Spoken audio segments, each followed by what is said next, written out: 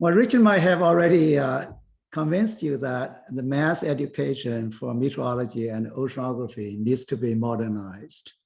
Well, in the following, we'll discuss how to do it. So I like the recruitment statement of your department. The students can begin research projects in their freshman year. Well, to do this, a freshman may need to learn Python or R to analyze and visualize data in .nc format. She can read and plot, let's say, SODA data or Argo data, or he can find a paid internship in summer. So as students advance in their studies, and then they can use calculus concepts to solve real-world problems. They can explain assumptions of a math model and then tell stories about their results. However, these methods are not included in the 6 traditional math courses listed by Richard earlier. So next, I will use examples to illustrate our method to teach the basic concepts of linear algebra, statistics, and calculus. But this is an example, everybody knows about it. The example of is the ENSO pattern. And so the top figure is ENSO pattern. So this is an example of computing and interpreting EOFs. It was computed from the January surface temperature data of the NCEP real analysis. The top frame is the second EOF and shows the spatial pattern of ENSO. And the bottom frame is the second principal component. It shows the temporal pattern of ENSO. One pattern shows what ENSO looks like, and another shows when ENSO happens. Students can download this data from our book website, use our R or Python code, and reproduce the figure in class, right in that classroom we teach, or when doing homework. So what is the math behind the EOF computing? Well, it is a matrix decomposition known as SVD, singular value decomposition. Space-time data matrix A can be decomposed into 3 matrices: a spatial EOF matrix U, a diagonal matrix D, and a temporal PC matrix V. For any space-time data, we use rows to indicate the spatial location and columns to indicate time. In the case of NCEP data, just index the grid boxes, the 1, 2, 3, 4, as the rows of the matrix. And then the month by 1, 2, 3, 4, etc., as columns of the matrix.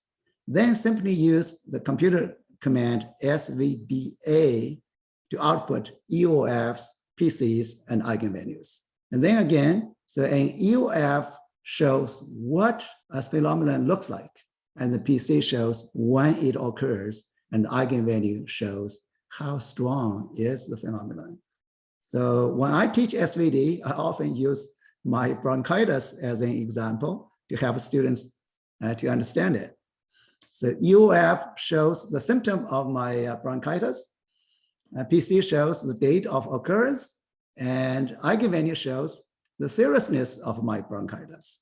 So this is an example about the concept of regression.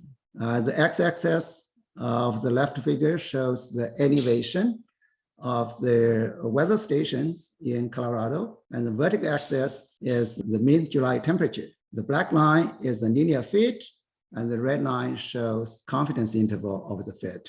And the blue lines shows the confidence interval of the July temperature is a random variable. The right figure shows the residuals of the linear regression. So this is useful for checking the assumptions for linear regression. And then, so what are the assumptions? Well, is the model linear? Are the residuals normally distributed? Do the residuals have constant variance? Are the regression errors independent? However, very few professors explain these assumptions to students. A serial correlation is often a problem for regression. So this mistake is frequent in the published papers. This is an example to explain the basic ideas of calculus to somebody who does not know anything about mathematics. So can our students explain the calculus ideas to their grandpa or a 10-year-old sister? This figure might help. So people climb a mountain from A to B, and the road has different slopes. A step rises more at a location of a larger slope, and the total height from A to B is equal to the sum of all the rises of the steps. The height is called the integral of the slope, and the slope is called the derivative of height. So the height and slope go hand in hand and form a paired relationship. And this relationship is the basic idea of calculus. So when we know the boundary conditions at A and B, we know the total height, h, and then we try to calculate the slopes between A and B. So when we know the slopes between A and B, we can try to calculate the total height from A to B. So this figure might remind you of our time, your time in the calculus classroom as a student. So later you found that you would never use these formulas. So many of the methods we learned from the traditional math courses are not used in our research or practice, although they may become, they may be beautiful. For example, we do not use convergence tests of infinite series. We do not make hand computing of the determinant of a 4x4 matrix. So with the previous examples, so we ask a question: how do we learn and teach effectively? Richard has already quoted Confucius for our pedagogy philosophy. I say it here again. I hear and I forget. I see and I remember. I do, I understand.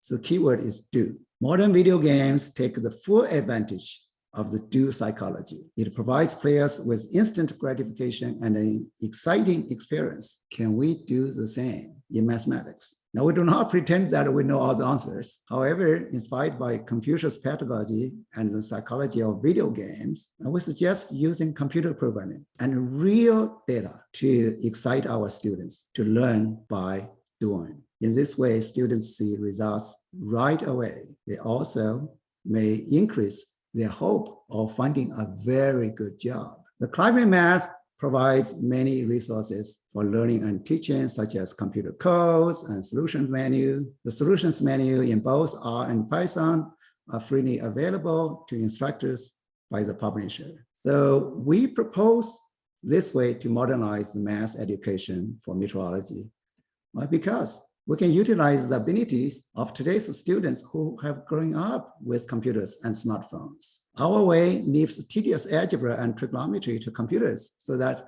we can focus on storytelling, concepts, assumptions, and physics. Students can concentrate on learning the math that will be useful for their jobs and for their research. So we often say, math does not change, but math is changing. So last year, BAMS published an interview with Richard and me. The title is The Changing Math of Atmospheric Sciences. It may be difficult for traditional faculty to teach this modernized math, but it should be easy for a newly trained PhD in climate science. While each institution may have its own way to identify qualified instructors to teach the modernized math. Well, how about a joint appointment between math and metrology?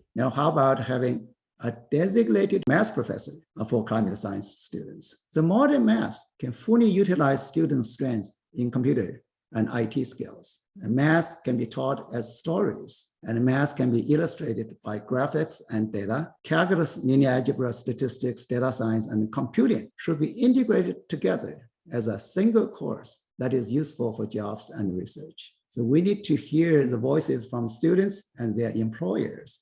Students deserve better. So we have some advices to students. So you need to let your voices be heard by professors, department chairs, deans, and even university presidents. So I will end our presentation by asking a few questions and leaving plenty of time for discussion. Are we ready to modernize our math curricula for today's big data environment? Can students remember, understand, and use what we teach? Aided by computers, can we teach the core and modern materials quickly in the first year and leave the deep and difficult traditional topics as elective courses to be taken later? So in summary, can we modernize math education for meteorology and oceanography? So we would like to discuss these questions with you. So students have unalienable rights of life, liberty, and pursuit of happiness. Thank you very much for your attention.